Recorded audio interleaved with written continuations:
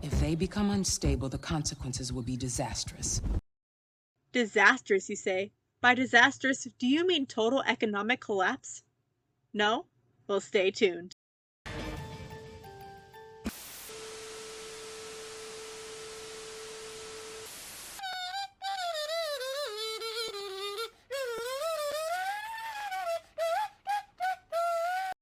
Hello, Internet! Welcome to Media Theory, where our recording closets are bigger than our competitors, and today we'll be discussing Detroit Become Human. Hit it! They are not machines! Have you ever wondered what it's like to live in a world where androids do our jobs and daily chores? What if these robots suddenly became sentient with full-fledged emotions of their own? What then? These are the questions that the video game Detroit Become Human by Quantic Dream set out to answer. Detroit Become Human is a choose-your-own-adventure game that takes place in the year 2038, where you play as 3 androids: a housemaid-turned-mother, a servant-turned-revolutionary, and a cop-turned-deviant. You, as the player, decide whether these robots succeed or fail in their quest for freedom. While this may seem like a far-fetched feature, the game may be closer to reality than one may think. In fact, there is evidence to prove that Detroit Become Human happens in our universe. The first evidence for our same universe theory is the game's striking visual similarities. Due to its futuristic setting, Detroit Become Human looks nothing like Detroit at first glance. However, once you look closer, similar if not identical buildings can be found in-game. These similarities happen too many times for it to be anything but intentional by the game designers.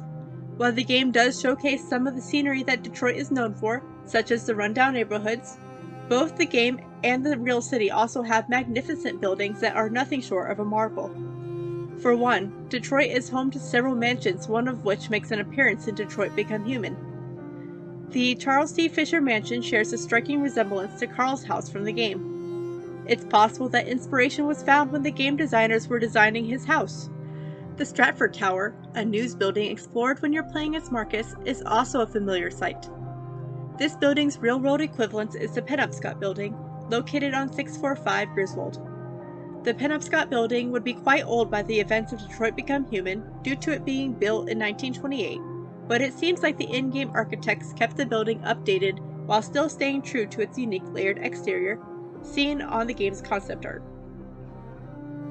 While the Penobscot Building may not be the center for Detroit's news, it is the center for Detroit's Wi-Fi and fiber optic internet services led by Softforce. This puts the Penobscot Building at the center of communications, so it's not unimaginable that the building would be repurposed to a news station 15 or so years into the future. What do we want? Of course, anyone can make a game with visual similarities. However, it's another thing entirely to make a game that captures the real-world turmoil the city is going through. Detroit is known for its civil unrest, and the player does not have to play the game very long before running into protesters speaking out against the use of androids.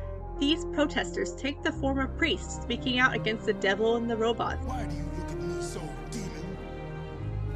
I know who you are. I can see through you. You are the one by whom the evil will come.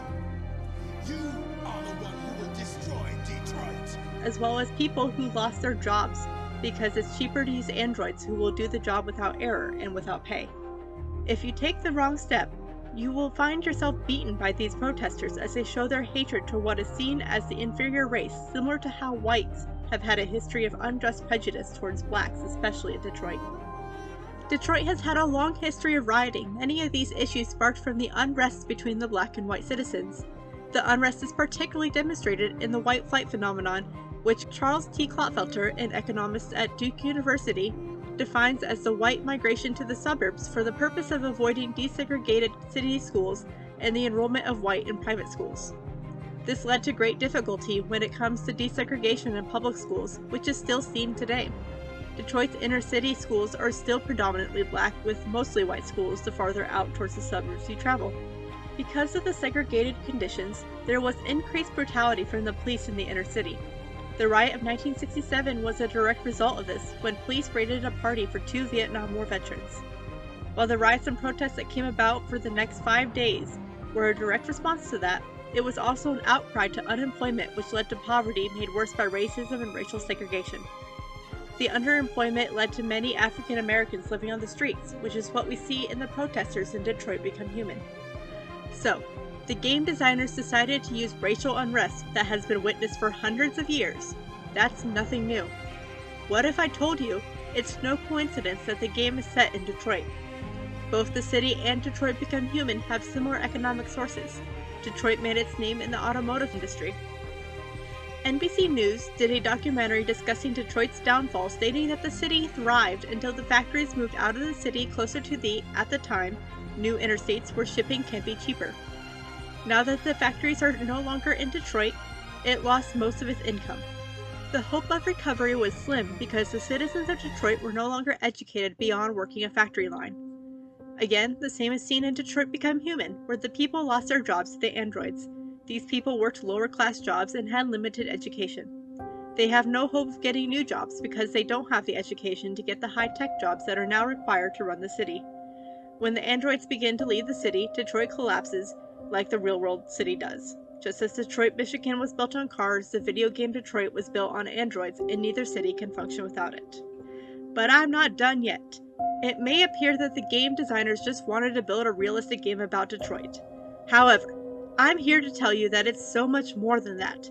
Because Detroit Become Human takes place in our universe, the game shows us Detroit's future. Imagine with me.